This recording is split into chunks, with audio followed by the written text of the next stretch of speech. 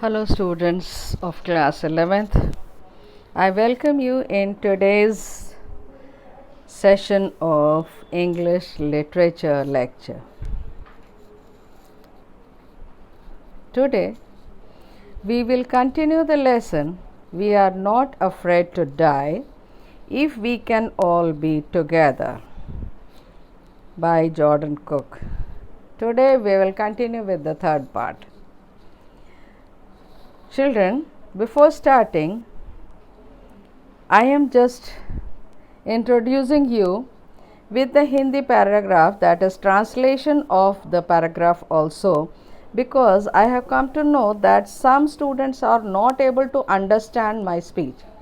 So I am giving from today onwards in writing. I think this will make you more comfortable to understand the lesson.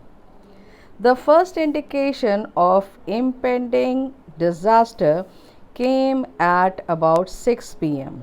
with an ominous silence. The wind dropped and the sky immediately grew dark. Then came a growing roar and an enormous cloud towered after of the ship. With horror, I realized that it was not a cloud but a wave like no other I had ever seen. It appeared perfectly vertical and almost twice the height of the other waves, with a frightful breaking crest.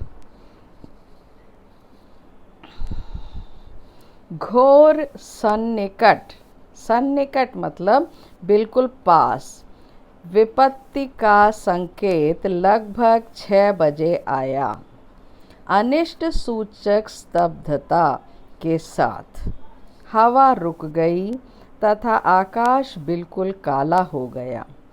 फिर बढ़ता हुआ शोर सुनाई पड़ा तथा एक विशाल बादल नाव के पीछे मीनार की तरह खड़ा हो गया। मैं यह जानकर डर गया कि यह बादल नहीं था बल्कि लहर थी, ऐसी जैसी मैंने पहले कभी नहीं देखी। वह पूरी लंबवत थी तथा दूसरी लहरों की अपेक्षा दुगनी बड़ी थी तथा उसकी भयावह चोटी टकराने को तैयार थी।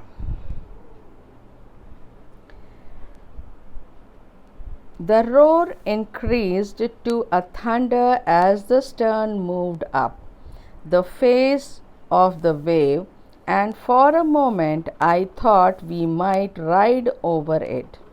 But then a tremendous explosion shook the deck. A torrent of green and white water broke over the ship. My head smashed into the wheel, and I was aware of flying overboard and sinking below the waves. I accepted my approaching death, and as I was losing consciousness, I felt quite peaceful. गरज बढ़कर गड़गड़ाहट बन गई तथा नाव का पिछला भाग लहर की ओर उठ गया तथा एक पल के लिए मैंने सोचा कि नाव लहर के ऊपर चढ़ जाएगी, लेकिन उसी समय भयंकर धमाके से नाव का डेक हिल गया। हरे सफ़ेद पानी की प्रचंड धारा नाव पर टूट पड़ी।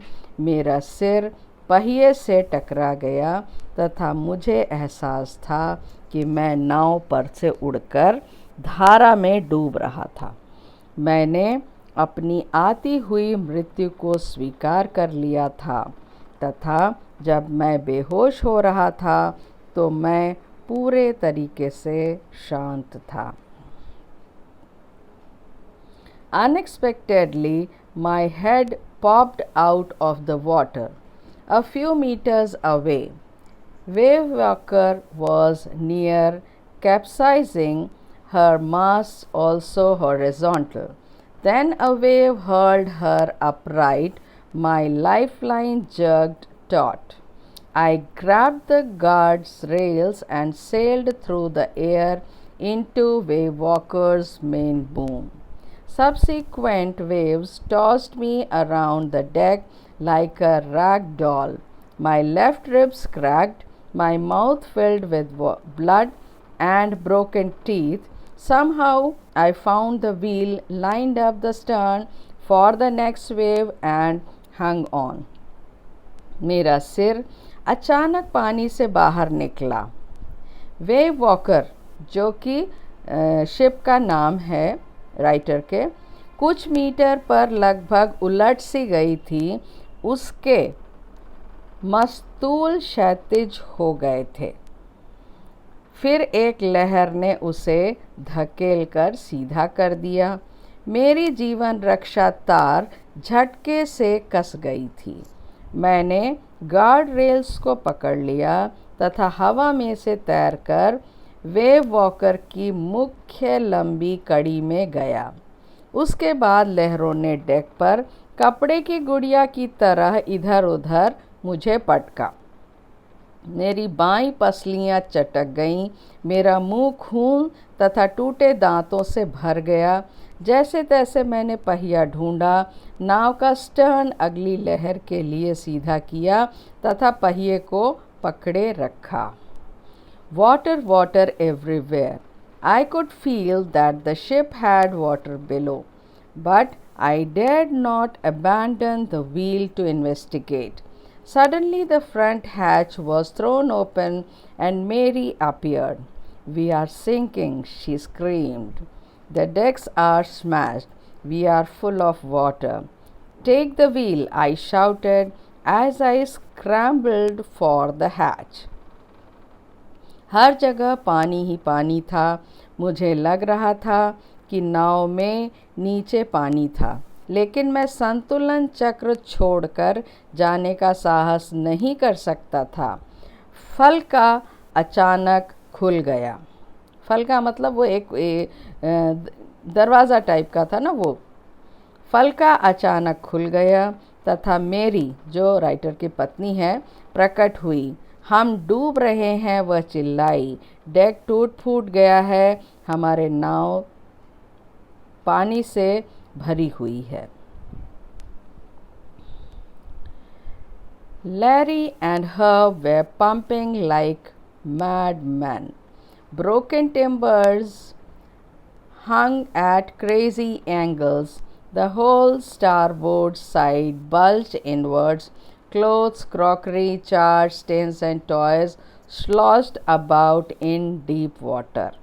लैरी तथा हर्ब पागलों की तरह पंप से पानी बाहर निकाल रहे थे। ये दोनों क्रूमैन हैं जिनको राइटर ने लिया था साथ में। टूटे हुए शहतीर टेढ़े मेढ़े लटके हुए थे तथा नाव दाईं तरफ से अंदर की ओर उभरी हुई थी।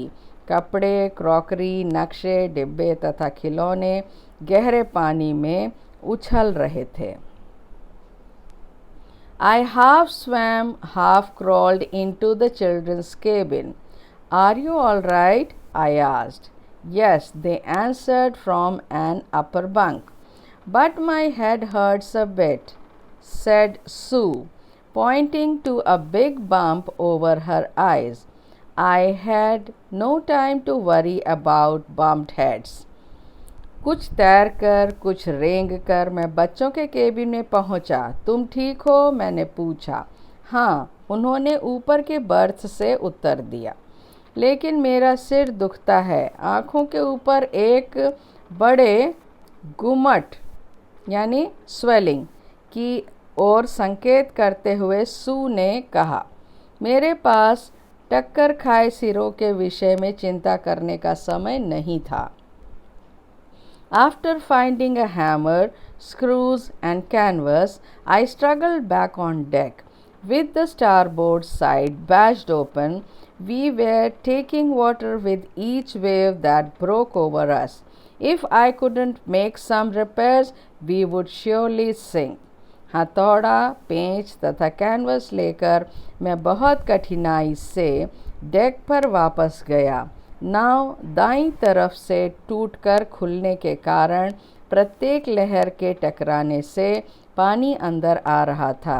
यदि मैंने मरम्मत ना की तो हम निश्चित ही डूबेंगे। Somehow I managed to stretch canvas and secure waterproof hatch covers across the gaping holes. Some water continued to stream below, but most of it was now being deflected over the side. मैंने किसी न किसी तरह खुले सुराखों पर canvas खींचकर जड़ दी और दरवाज़ों को जलरोधक कवर से पक्का कर दिया। थोड़ा पानी फिर भी नीचे से बहकर आता रहा, लेकिन अधिकतर पानी साइड पर से मुड़कर बहने लगा। तो बच्चों, आज के जो लेक्चर है, मुझे लगता है कि अब आपको बहुत अच्छी तरह से word by word, line by line Hindi में क्लियर हो गया होगा और इसको आप अपनी कॉपी में एक्सप्लेनेशन के लिए लिख कर रख सकते हैं। तो आज के लिए इतना ही बस बच्चों, बाकी नेक्स्ट लेक्चर में। Thank you.